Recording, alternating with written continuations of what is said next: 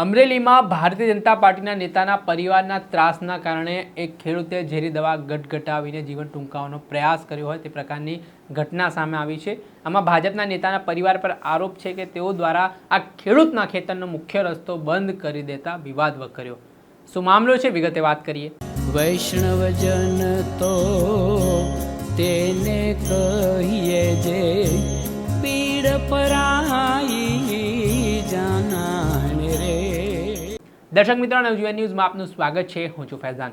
હાલ ગુજરાતભરમાં જગતનો તાત ખૂબ હેરાન છે, ચિંતિત છે। એક તરફ વીજ થાંભલા નાખવામાં આવી રહ્યા છે, બીજી તરફ ખેડૂતોને એનકેન પ્રકારે રંજાડવામાં પણ આવી રહ્યા છે। અને આવી જ રીતે અમરેલીના વડિયા ખાતેની વાત કરીએ તો ભાજપના નેતાના પરિવાર પર ગંભીર આરોપ લાગ્યા છે, જેમાં જે બાલાજી સોજિત્રા નામના વ્યક્તિ છે તેઓ દ્વારા ખેડૂતના ખેતરમાં જે મુખ્ય રસ્તો હતો તે બંધ કરી દીધો, ત્યાં આડસ મૂકી દીધી ને તેઓ ખેતરે ખેડૂત નથી જઈ શકતા।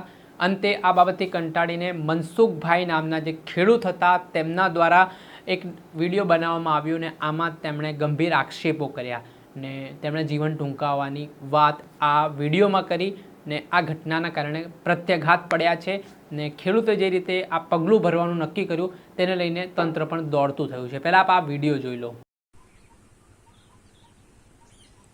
બાલાભાઈ મનજીભાઈ સોજિત્રા મારો રસ્તો બંધ કર્યો હોવાથી મને બહુ હેરાન કરે છે અને એનો છોકરો હોતે ને બેથી બહુ દબાવે છે અને એને પૂરી લાગવાને હિસાબેથી મારું આ બધું હેરાન કરી રાખે છે મને।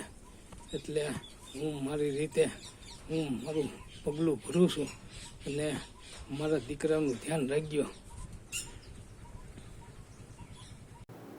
જ્યાં મનસુખભાઈ નામના આ વ્યક્તિ છે, વડિયામાં તેમનું ખેતર આવેલું છે અને તેમનો વાડી જવાના રસ્તે આજે ભાજપના એક નેતા હતા તેમના પરિવારના લોકો પર આક્ષેપ જે થઈ રહ્યા છે કે રસ્તાના ભાગે જે ભાજપના નેતાના કાકા દ્વારા અહીંયા આડાસો મૂકી દેવામાં આવી, અડચણો ઊભી કરી દેવામાં આવીને તેના કારણે ખેડૂતો ખેતર સુધી જઈ શકતા નહોતા અને તેને જ પગલે આ ભાઈ મનસુખભાઈ જે ખેડૂત છે તેમણે આ પગલું ભરવાનું નક્કી કર્યું। જોકે હાલ તેઓ ગોંડલની સરકારી હોસ્પિટલમાં સારવાર લઈ રહ્યા છે ને આના કારણે ઘેરા પ્રત્યાઘાત પડ્યા છે। દર્શક મિત્રો, આવા જ અવનવા વિડીયો સાથે આપણે માહિતગાર કરતા રહીશું, પડે પડના અપડેટો આપના સુધી પહોંચાડતા રહીશું। એટલે તમારી નવજીવન ન્યૂઝને લાઇક કરી લો, સબસ્ક્રાઇબ કરી લો અને વધુમાં વધુ શેર કરો।